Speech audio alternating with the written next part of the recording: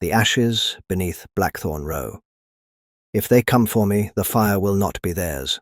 The truth will not burn. We travel back to London, 1892. The fire on Blackthorn Row burned for less than an hour, yet by dawn it had reduced number 9 to a hollowed shell of brick and ash. The neighbours claimed it began without warning. No shout, no crash, only a low groan, as though the house itself had exhaled and caught flame. Inspector Mallory arrived just after first light, his boots crunching across soot and shattered glass. The air still smelled of smoke and something sharper beneath it, oil perhaps, or intent. The body had already been removed. Elias Thornwell, a reclusive bookbinder, found slumped in his cellar chair, hands folded neatly in his lap. No sign of struggle, no attempt to flee. Mallory stepped into what remained of the house. The staircase had collapsed, and blackened shelves leaned like tired men against the walls. Amid the ruin, one thing remained untouched. A small iron safe embedded in the cellar floor, its surface barely warm. Curious. The fire inspector swore the blaze should have reached it. Mallory knelt, brushing ash away. The safe door stood open, empty. Thornwell had lived alone, spoke rarely, and kept odd hours.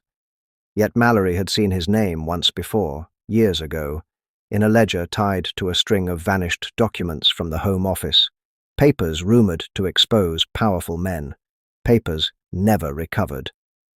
Mallory examined the cellar chair.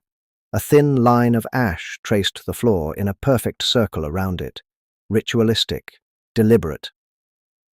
On the desk above, beneath a fallen beam, Mallory found a single unburned page.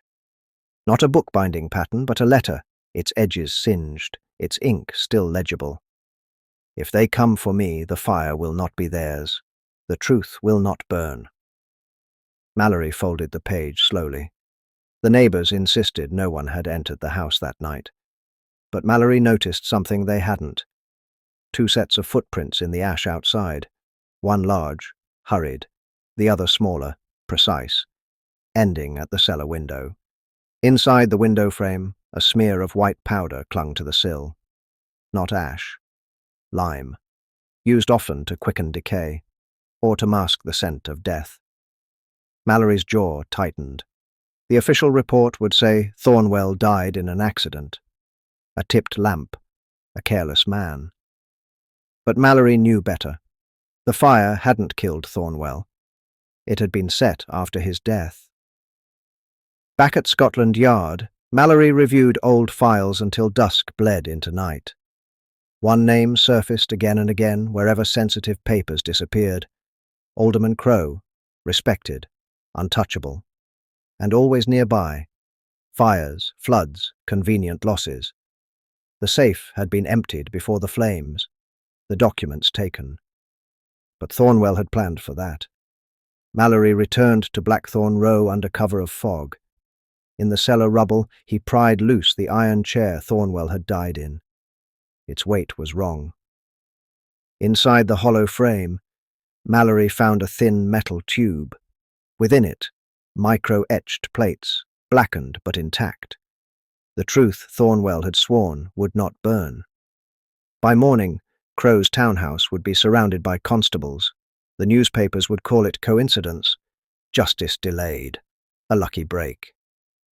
Mallory stood in the ruined cellar as the fog thickened, listening to London breathe around him. Some fires were meant to destroy, others were meant to reveal. And Inspector Mallory had learned how to tell the difference.